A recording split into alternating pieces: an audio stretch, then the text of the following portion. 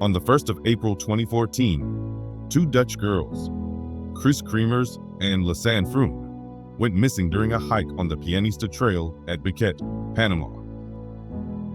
During the first 4 episodes of this series, we have explored several scenarios to explain what may have happened to the girls. In this episode, we will see if we can match the timeline with any of these scenarios. From the pictures which were recovered from their camera, we know the two girls reached the top of the Mirador Mountain around 1300 hours. The weather that day was warm and sunny after an exceptionally long dry period.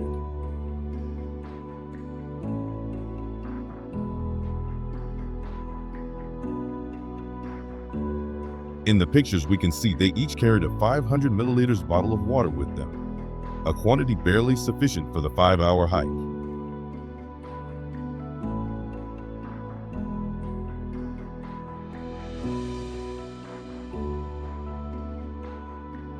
After reaching the top of the Mirador, the girls were supposed to turn around and take the same route back.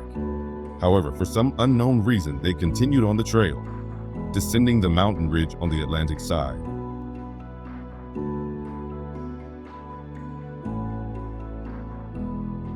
Although there is no way to be certain, it seems likely the girls were well aware that they were heading into the wrong direction.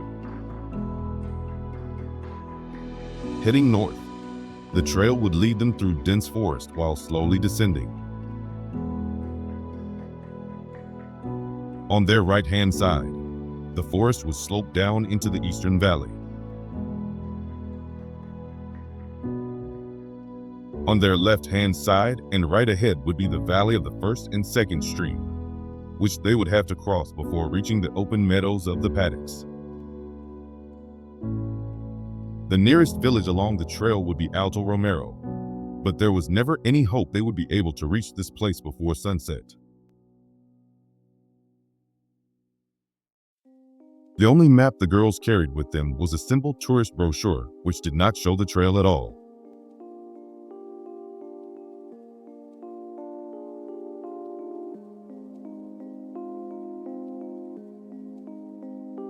The description of the trail, which the girls studied at the language school at Buckley, was rather vague.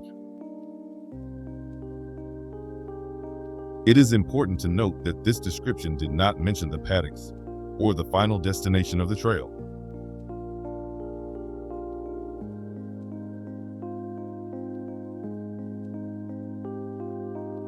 The final 2 daylight pictures recovered from their camera show Kris crossing the first stream, about 1 kilometer north of the Mirador.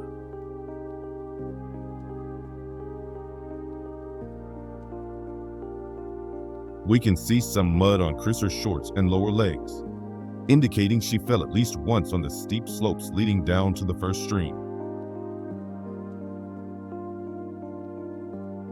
Some say the expression on her face is tired and perhaps slightly impatient, while the last pictures seem to suggest Lisanne is trailing quite far behind Kris.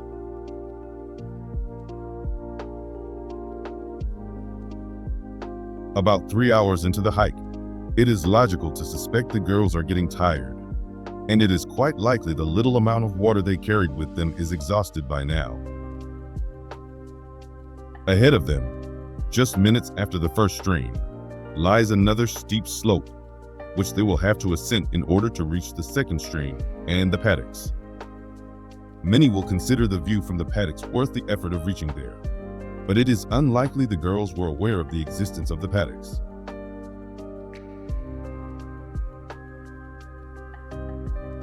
Although the girls did not carry watches, they must have been aware that they still had a long way to go back, including climbing back up the Mirador. Turning back shortly after the first stream crossing would be the logical thing to do, and if the girls did indeed turn back, it would explain why there were no further daylight pictures on their camera. In the first episode of this series, we discussed this scenario.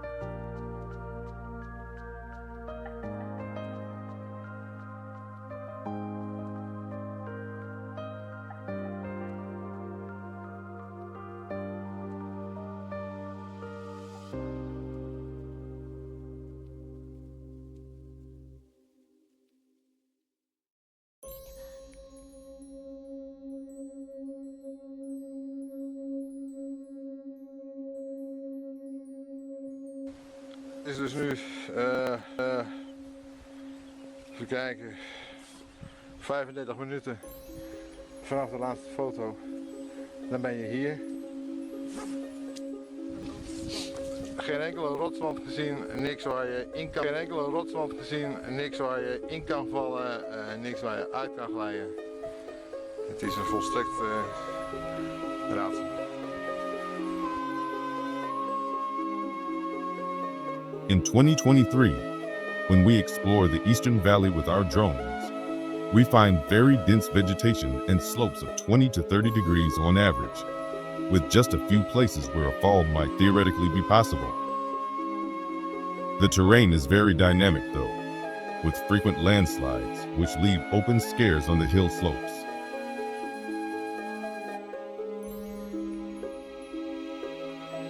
Worst case, you might slide down the slope for a few meters.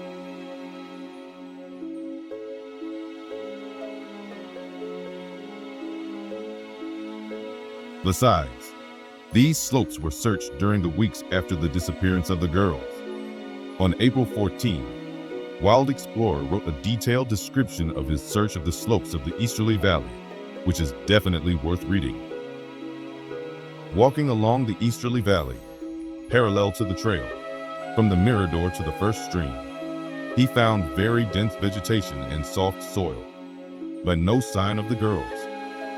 However, when he tracked the higher slopes closer to the Mirador, he did find traces which he attributed to an earlier search.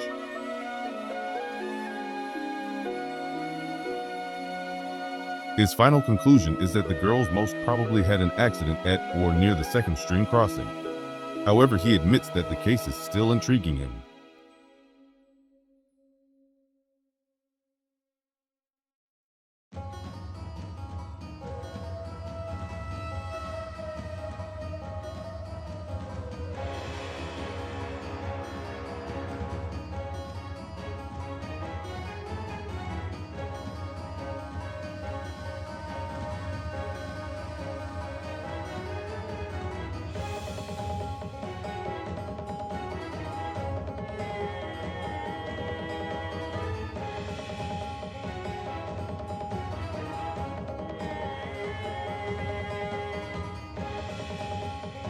But there is more, and if we look at the logging of their phones, we get strong doubts that an accident was the initial cause of their problems.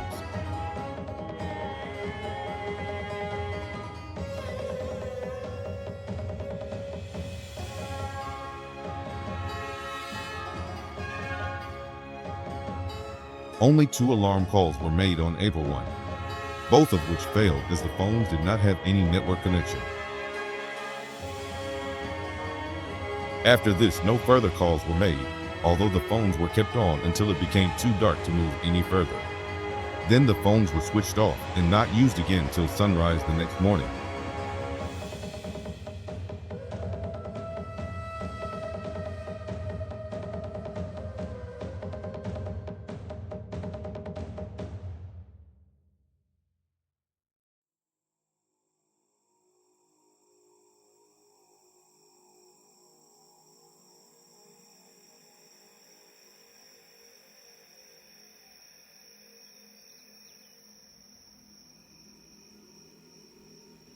The phone usage does not seem to be consistent with an accident on the 1st of April, but it does not exactly fit a scenario where they are lost either.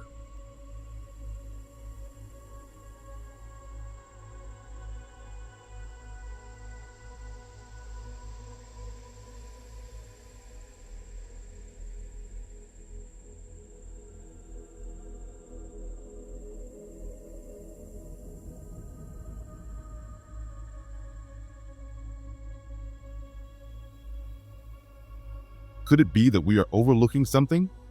An item which is rather specific for this particular trail, and which the girls might not have taken into account when they planned their return trip?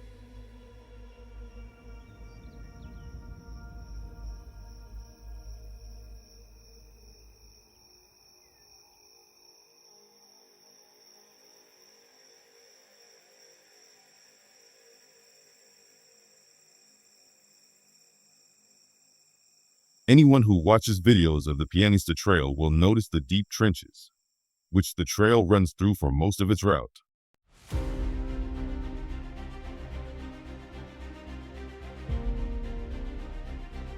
These trenches are okay near noon in bright sunlight, but late in the afternoon, when shadows start to lengthen and there is no longer direct sunlight, they quickly become very dark, certainly in the parts where they cross through dense forest.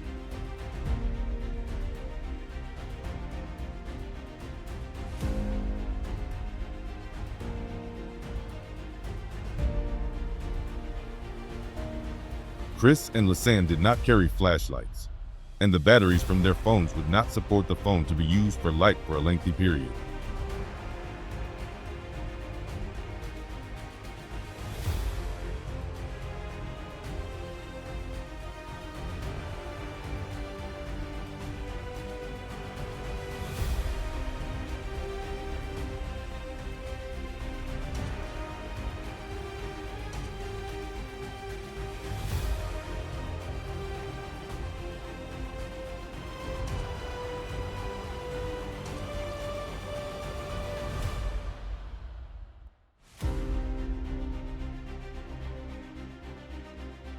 By 1630, as the sun disappeared below the western mountains and the dense vegetation took away most of the indirect light, this effect would have become very noticeable.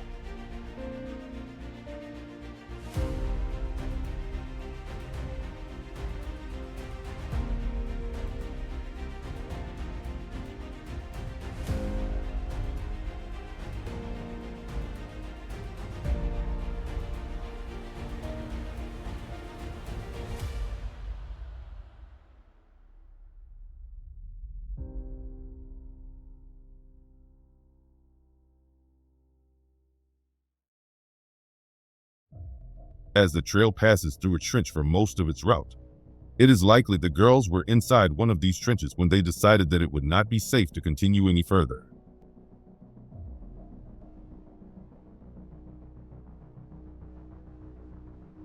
Nobody would wish to spend the night inside such a narrow trench, so almost certainly they climbed out of the trench in order to seek shelter for the night.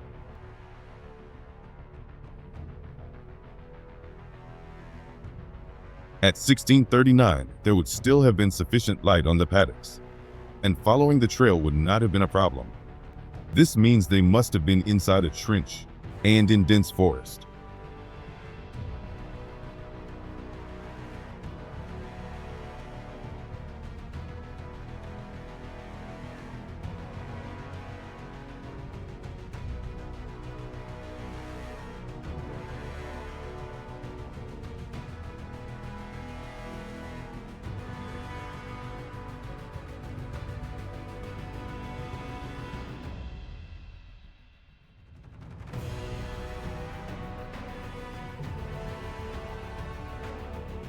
The second alarm call was made on 1651.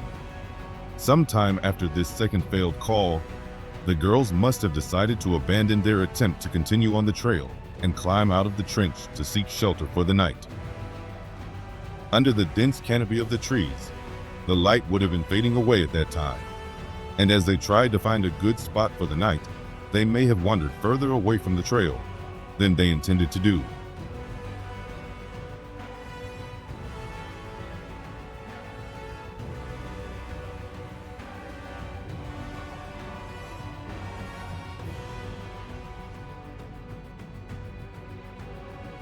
This must have been what got them into trouble the next morning, when they failed to find the route back to the trail.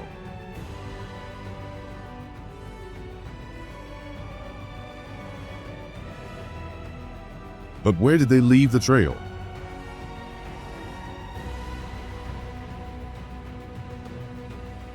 It cannot have been at or near the paddocks, as the girls would not have noticed the darkness, and they would surely not have lost sight of the trail.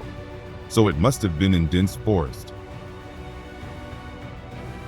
It cannot have been deep inside a valley either, as the vegetation there is too dense to pass through.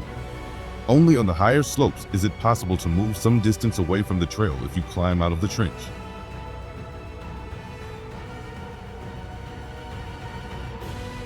Now it is important to notice that the trail zigzags as it climbs toward the top of the mirador.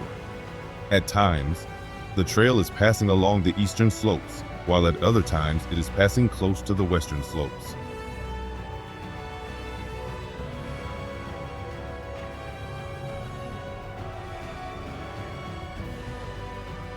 As noted earlier, the slopes are mostly not steep enough to fall, certainly not on the higher slopes. On most places, you should be able to walk up and down quite easily if it was not for the dense vegetation. But if the girls left the trench and walked downhill, all they would need to do to get back to the trail was to walk uphill again.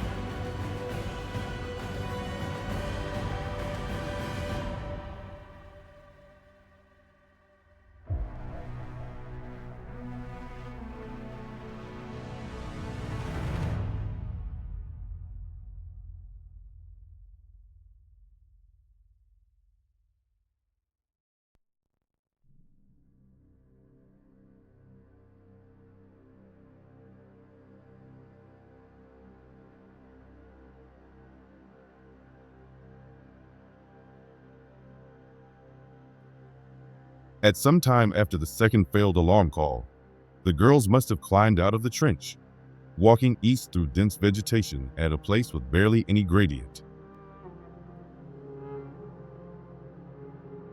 At this moment, the girls were probably still confident they could easily complete their journey back to Boquette the next morning. They did not like to spend the night here, but they were not in any immediate danger, and it should be easy to complete the trail the next morning as soon as it became light again.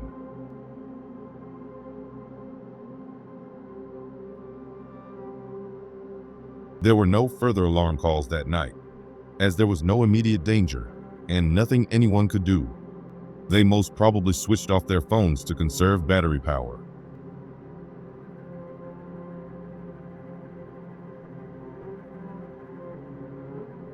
Sunrise on April 2 was at 6:27, and when we checked the shadow map for the area at 6:58, we can see that the east-facing slopes and the top of the ridge were in daylight, but the western slopes and the bottom of the easterly valley were still in darkness.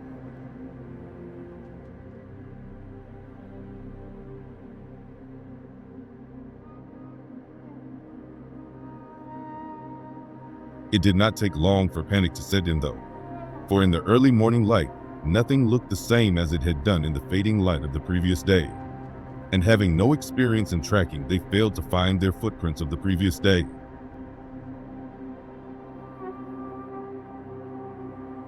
It might sound strange to get lost in such a small place, but there are many examples of people who got lost in dense vegetation after moving less than a dozen meters off the trail.